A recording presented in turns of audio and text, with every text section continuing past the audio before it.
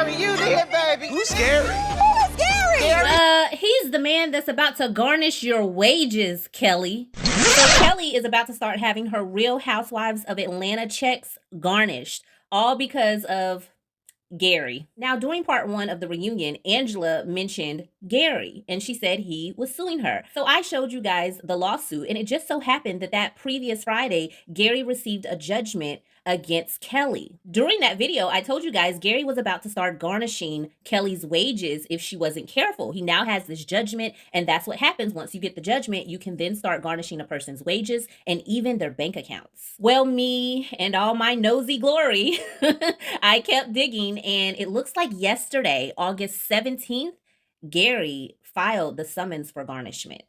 And guess who he filed it against? Truly Original, LLC, who just so happens to be the parent company / production company behind the Real Housewives of Atlanta.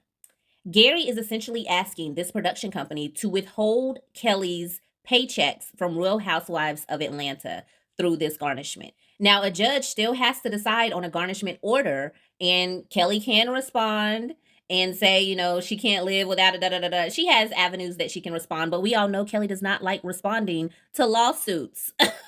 So this is bad for Kelly. I really think this was smart on Gary's part, because had he garnished Nana's chicken and waffles, which he also can do, there's no guarantee that Gary might get his money had he garnished Nana's chicken and waffles, because Kelly owns that. So she could make it look like her income is only a certain amount and avoid having to pay as much or hardly any at all.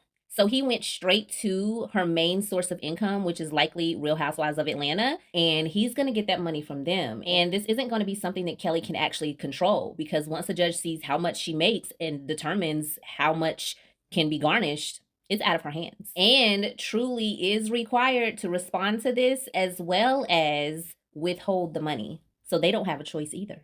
Woo! Yeah, Kelly girl, you got to start responding to these lawsuits.